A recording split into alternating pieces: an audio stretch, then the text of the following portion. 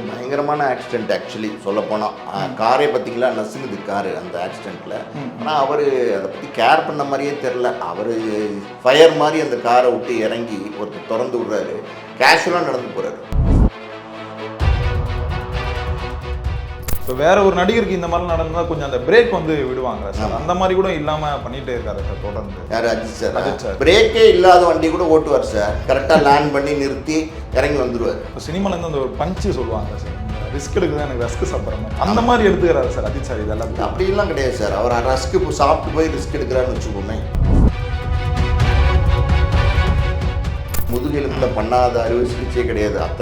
அத்தனை இதுலேயும் அறுவை சிகிச்சை பண்ணிட்டாங்க. அப்போ வந்து அஜித் சாரை பற்றி ஒரு விஷயம் சொன்னாங்க. என்னென்னா, இனிமே வந்து இவர் எந்திரிச்சு வர முடியாது, இனிமே ஒரு ஆள் நடிக்க முடியாது அப்படிலாம் சொன்னாங்க. ஆனால் எல்லா தடைகளையும் தகர்த்து அஜித் சார் மறுபடியும் எந்திரிச்சு வந்து அதுக்கப்புறம் தான் அவருக்கு தீனா வந்துச்சு.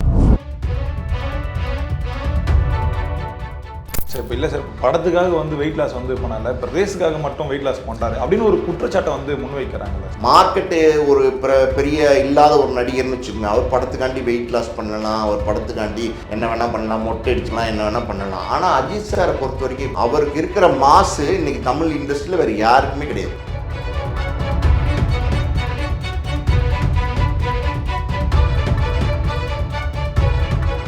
மக்களே, அன்பு வணக்கம். இன்றைய நம்ம சிறப்பு நேர்காணலில் நம்மோடு நிருப்பவர் ஆஸ்கார் மூவிஸ் ப்ரொடியூசர் மற்றும் சினிமா விமர்சகர் திரு பாலாஜி பிரபு சார் அவர்கள். சார் வணக்கம். வணக்கம். எப்படி சார் இருக்கீங்க? நல்லா இருக்கேன். இப்போ நம்மளுக்கு அஜித் சார்னு சொன்னாலே தன்னம்பிக்கை வரும், ஒரு விடாமுயற்சி ஒன்று வரும். ஆனால் இப்போ அஜித் சார் வந்து நம்ம சொன்னால் ஒரு நடிகரை தான் தெரியும். ஆனால் இப்போ இந்த 50 வயசில் வந்து அவர் இந்த கார் ரேஸுக்காக போயிருக்காரு, இந்த வெயிட் லாஸ் வந்து பண்ணியிருக்காரு. நேற்று வந்து ஒரு வீடியோ ஒன்று வந்தது சார், இந்த ஆக்சிடென்ட் நடக்கிற மாதிரி. என்ன நடந்தது சார் அது? முதல்ல அது பயங்கரமான ஆக்சிடென்ட். ஆக்சுவலி சொல்லப்போனால் காரே பார்த்தீங்களா நசுங்குது காரு அந்த ஆக்சிடெண்ட்டில். ஆனால் அவர் அதை பற்றி கேர் பண்ண மாதிரியே தெரில. அவர் ஃபயர் மாதிரி அந்த காரை விட்டு இறங்கி ஒருத்தர் திறந்து விடுறாரு, கேஷுவலாக நடந்து போகிறாரு, எதுவுமே நடக்காத மாதிரி. இப்படியெல்லாம் ரொம்ப ஆச்சரியம். அதாவது வந்து அதுக்கான பயிற்சியிலே இருக்காங்க. கார் ஓட்டுறதுக்கே பயிற்சி பண்ணுவாங்க, பைக் ஓட்டுறதுக்கே பயிற்சி பண்ணுவாங்க. இப்போ கிரிக்கெட் வீரர்னு வச்சுக்கோங்க, அந்த பயிற்சியிலே இருப்பாங்க. அப்போ அவங்களுக்கு வந்து அது பெரிய விஷயம் கிடையாது. ஆனால் அஜித் சாரை பொறுத்த வரைக்கும் அவர் வந்து அது ஒரு பேஷன். அவருடைய ஆசை வந்து ஜெயிக்கணும், ஓட்டணும், இதெல்லாம் அவருடைய விருப்பம். ஆனால் அவருடைய பயிற்சின்னு இருக்குது பார்த்தீங்களா, அது அவருக்கு முழுமையாக கிடையாது. அவர் எடுத்துக்கிறாரு. இப்போ வந்து சினிமாவில் நடிக்கிறாரு, முழு நேரம் நடிகனாக இருக்கிறாரு. தமிழ்நாட்டை பொறுத்த வரைக்கும் மிகப்பெரிய ஒரு சூப்பர் ஸ்டாராக அஜித் சார் இருக்காரு. அந்த பயிற்சி எடுக்கிறதுக்கான அதாவது எப்படி சொல்ற டைம் வந்து அஜித் சாருக்கு ரொம்ப கம்மி. ஸோ ஏதோ ஒரு கேப் கிடைக்கும்போது அந்த பயிற்சி எடுக்கிறாரு. இந்த மாதிரி ரொம்ப இந்த மாதிரி ரேஸ்ல எல்லாம் கலந்துக்கணும்னா எந்த மாதிரியான விபத்தும் நடக்கலாம், அதுக்கான தகுந்த பயிற்சி இருக்கணும். ஆனால் அஜித் சார் அதையும் மீறி ஓட்டி சக்ஸஸ் பண்ணுறாரு, ரேஸ்ல எல்லாம் ஜெயிக்கிறாரு. இப்போ நேற்றுக்கு நடந்த விபத்து இருக்கு பார்த்தீங்களா, அது அவர் பெருசாக எடுத்துக்கல. அதுக்கு காரணம் என்னென்னா, இதுக்கு முன்னாடியே அவர் வந்து பல விபத்துகளை சந்திச்சிருக்கிறாரு. அதாவது அவர் முதுகெலும்பில் பண்ணாத அறுவை சிகிச்சையே கிடையாது. அத்தனை இதுலேயும் அறுவை சிகிச்சை பண்ணிட்டாங்க. அப்போ வந்து அஜித் சாரை பற்றி ஒரு விஷயம் சொன்னாங்க. என்னென்னா, இனிமே வந்து இவர் எந்திரிச்சு வர முடியாது, இனிமே ஒரு ஆள் நடிக்க முடியாது அப்படிலாம் சொன்னாங்க. அதாவது எண்ணுயிர் தோழன் பாபுன்னு ஒருத்தர் இருந்தார், அவர் மேலேருந்து கீழே விழுந்து ஒரு பெட் ரிட்டன் ஆகிட்டார். அந்த மாதிரி கூட அஜித் சார் அந்த காலத்தில் கம்பேர் பண்ணி பேசினாங்க, அஜித் சாராலையும் வர முடியாதுன்னு. ஆனால் எல்லா தடைகளையும் தகர்த்து அஜித் சார் மறுபடியும் எந்திரிச்சு வந்து அதுக்கப்புறம் தான் அவருக்கு தீனா வந்துச்சு. தீனா வந்ததுக்கப்புறம் தான் தலைன்னு இப்போ ரசிகர்கள் கொண்டாட ஆரம்பித்தாங்க. அப்புறம் அல்டிமேட் ஸ்டார்னு கொண்டாட ஆரம்பித்தாங்க. எல்லாமே எப்படி சொல்கிறது, அஜித் சாரோடைய கடுமையான உழைப்பின் காரணமாக வந்தது. அவருக்கு இருக்கிற மாசு இன்னைக்கு தமிழ் இண்டஸ்ட்ரியில் வேறு யாருக்குமே கிடையாது. அதே மாதிரி நீங்கள் இன்னொரு கேள்வி கேட்டீங்க, இவ்வளோ உடம்பு இழைக்கலாமா அப்படின்னா, ஆக்சுவலி பார்த்தீங்கன்னா மெடிக்கலாக பேசணும்னா, டாக்டர் கிட்ட பேசணும்னா அவர் என்ன சொல்லுவார்னா, ஒரே நேரத்தில் இவ்வளோ டிராஸ்டிக்காக உடம்பை இழைக்கக்கூடாது. ஒரு உதாரணத்துக்கு சொல்லணும்னா, 100 கிலோ எடை உள்ள ஒரு மனிதர் வந்து ஒரே நேரத்தில் 75 ஆகக்கூடாது, 70 ஆகக்கூடாது. அதாவது கிராஜுவலாக தான் அதை குறைச்சி வரணும். இப்போ 100 கிலோ, ஆமாம், ஒரு 99 வரணும், அப்புறம் ஒரு கேப் விட்டு 97 ஆக்கணும், அப்புறம் 95, 90 அப்படி தான் வரணுமே தவிர ஒரே நேரத்தில் ஓவராக வெயிட் குறைக்கிறதுங்கிறது ஒரு ஆபத்தான சூழ்நிலையில தான். ஆனால் அதெல்லாம் அட்வைஸ் கேட்காம பண்ணியிருக்க மாட்டார். பட் இருந்தாலும் அது அட்வைசபிள் இல்லை. அஜித் சார் அந்த விஷயத்தில் கொஞ்சம் கவனமாக இருக்கணும். வெயிட் குறைச்சிட்டாரு, பார்க்க ஸ்மார்ட்டாக இருக்காரு, லுக்காக இருக்காருங்கிறதுலாம் வேறு விஷயம். அவர் வெயிட்டாக இருந்தாலும் அழகாக இருப்பார், வெயிட் இல்லாமல் ஸ்லிம்மாக இருந்தாலும் அழகாக இருப்பார். புரியுதா உங்களுக்கு? அதனால் கார் ரேஸ் ஓட்டுறதுக்கு சில ஃபிட்னஸ் இருக்கணும்.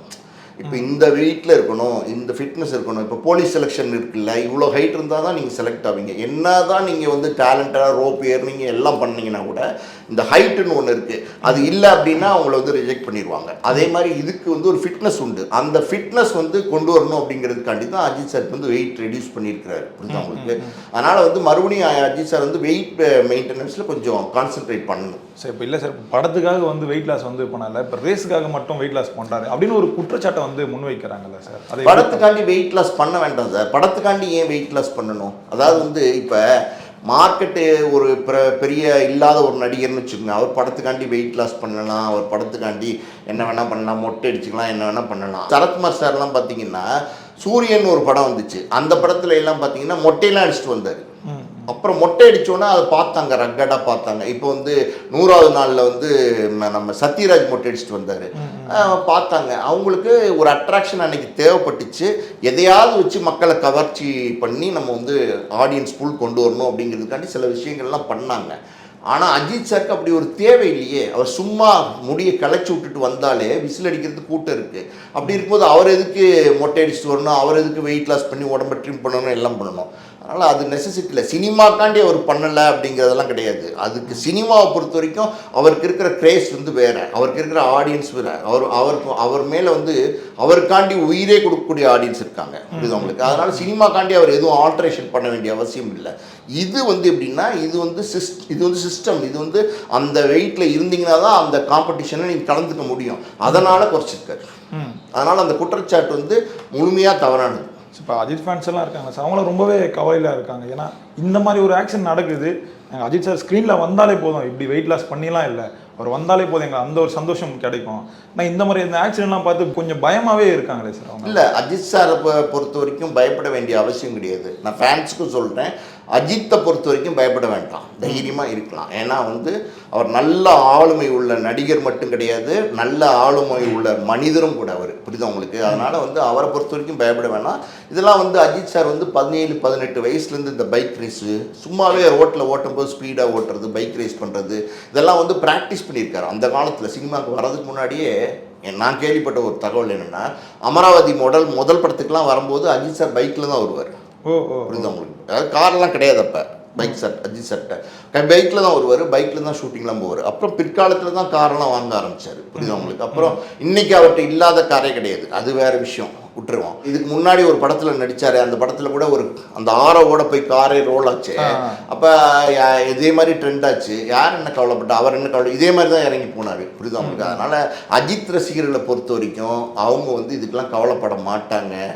எதிராக சில பேர் இருக்காங்க பார்த்தீங்கன்னா, அவங்க தான் வந்து அஜித் ரசிகர் கவலையில் இருக்காங்க, அதில் இருக்காங்கலாம் சொல்கிறாங்க.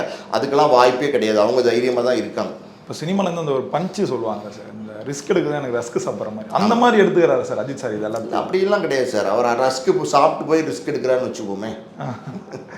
இப்போ வேற ஒரு நடிகருக்கு இந்த மாதிரி நடந்தால் கொஞ்சம் அந்த பிரேக் வந்து விடுவாங்க சார், அந்த மாதிரி கூட இல்லாமல் பண்ணிகிட்டே இருக்காரு சார் தொடர்ந்து. யார்? அஜித் சார். அஜித் சார் பிரேக்கே இல்லாத வண்டி கூட ஓட்டுவார் சார். கரெக்டாக லேண்ட் பண்ணி நிறுத்தி இறங்கி வந்துடுவார். அதெல்லாம் வந்து பயிற்சி இருக்கு அவருக்கு. இப்போ அஜித் சார் இந்த சக போட்டியாளர்னா அது விஜய் சார் தான். இப்போ அவர் வந்து அரசியலுக்கு வந்துட்டார், அவரோட ரசிகர்களும் இந்த வாக்கு அரசியலை வந்து மாற்றிட்டு வராரு. ஆனால் அஜித் சார் இந்த எதுவுமே வேண்டாம், நீங்கள் போய் உங்கள் வேலையை பாருங்கள் அப்படின்னு சொல்கிறாரு சார். ஒரு ப்ரொடியூசராக இதை நீங்கள் எப்படி சார் பார்க்குறீங்க?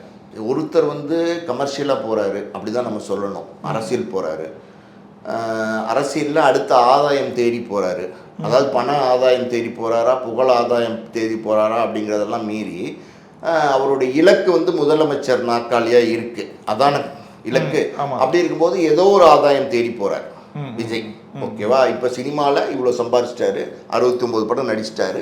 இப்போ அடுத்த ஸ்டெப்பு அரசியலுக்கு போகலாம் அப்படின்னு நினைக்கிறாரு. ஏன்னா நிறைய பேர் சினிமாவிலேருந்து அரசியலில் வந்து ஜெயிச்சிருக்கிறாங்க. நம்ம முன்னாடியே ஒரு உதாரணம் சொல்லலாம். கலைஞர் ஐயா வந்து சினிமாவில் பெரிய எழுத்தாளராக இருந்தாங்க, அவங்க வெற்றி அடைஞ்சிருக்காங்க. எம்ஜிஆர் சார் சொல்லலாம், ஜெயலலிதா அம்மையாரை சொல்லலாம். இந்த மாதிரி சில முன்னுதாரணங்கள் இருக்கிறதுனால விஜய் சாரும் சினிமாவிலேருந்து அரசியலுக்கு போகலாம் அப்படின்னு ஒரு திட்டமிடுதலோடு வராரு. ஆனால் அவர் ஏதோ ஒரு ஆதாயத்தை நோக்கி தான் போகிறாரு. அது முதலமைச்சர் பதவியாக நம்ம வச்சுப்போம், பணம் காசெல்லாம் பற்றி நம்ம பேச வேண்டாம். அப்போ அவர் ஒரு ஆதாயத்தை நோக்கி போகிறார். இவர் அப்படி கிடையாது, இவர் வந்து பேஷனை நோக்கி போகிறார். ரெண்டுக்கும் நிறைய வித்தியாசம் இருக்குது. இவர் போகிறது என்னென்னா, ஒரு 200 கோடி ரூபா சம்பளத்தை ஒரு வருஷம் நடித்தார், ஒரு படம் நடித்தா கூட 200 கோடி ரூபா சம்பளம் கிடைக்கும் இவருக்கு. 200 கோடி ரூபா எனக்கு வேண்டாம், பணம் வேண்டாம், நான் நல்ல அளவுக்கு அதிகமான பணம், தேவைக்கு அதிகமான பணம் சம்பாதிச்சிட்டேன், அதனால் எனக்கு வந்து என்னுடைய ஆசைகள்லாம் நிறைவேற்றிக்கணும் அப்படிங்கிற எண்ணங்கள் வந்து அஜித் சாருக்கு வர ஆரம்பிச்சிச்சு. அது வந்து வயசின் காரணமாக வர மெச்சூரிட்டி அப்படி தான் நம்ம பார்க்கணும். அப்படி அஜித் சார் அந்த முடிவெடுத்து ரேஸ் மாதிரி இதில் போய் சந்தோஷமாக ட்ராவல் பண்ணிட்டு வரணும்னு நினைக்கிறாரு. சினிமாலேருந்து கொஞ்சம் கொஞ்சம் ஒதுங்குறாரா அப்படின்னு கேட்டால் அந்த எண்ணங்கள் கூட அவருக்கு வரலாம், அதில் ஒன்றும் தப்பு இல்லை. ஏன்னா இன்றைக்கி 75 வயசுக்கு மேலே இருக்கிறவங்கலாம் கூட சூப்பர் ஸ்டாராக சொல்லிக்கிறாங்க தங்களை. நான் ரஜினி சாரை சொல்லலை, பொதுவாக நீங்கள் நிறைய மூத்த நடிகர்கள் இருக்காங்கல்ல, 70 வயசுக்கு மேலே என்னலாம் நிறைய நடிகர்கள், அது ஒரு 10 நடிகர்கள் நடிக்கலாம், ஹீரோவாக நடிச்சுக்கிட்டு இருக்காங்க. அந்த மாதிரி 70 வயசுலலாம் ரசிகர்களை போய் கஷ்டப்படுத்த வேணாம்னு நினைக்கிறாரோ என்னமோ. 70 வயசுலலாம் பார்த்தீங்கன்னா ஏதோ ஒரு லண்டன் மாதிரி ஏதோ ஒரு ஃபாரின் கண்ட்ரியில் அப்படி கூலிங் கிளாஸை போட்டுட்டு முடியெல்லாம் அப்படியே white and pepper and salt and பெப்பர்லாம் போயிடும், ஒன்லி சால்ட்டு தான், அப்படியே ஒரு கோட்டை போட்டுக்கிட்டு ஒரு வேறு மாதிரி ஒரு லைஃப் ஸ்டைல் வாழ்கிறவர் சார். அதனால் வந்து பணம் மட்டுமே அவர் இலக்கு இல்லை, பணத்தை தாண்டி வாழ்க்கைன்னு ஒன்று இருக்குது பார்த்தீங்களா, அதை நோக்கி போகிறார் அஜித் சார். அவருடைய பயணம் என்னுடைய பார்வையிலேருந்து சரி சார். ரொம்ப நன்றிகள் சார். அஜித் சாரை பற்றி நிறைய விஷயங்கள் சொன்னீங்க சார். நன்றி சார். நன்றி.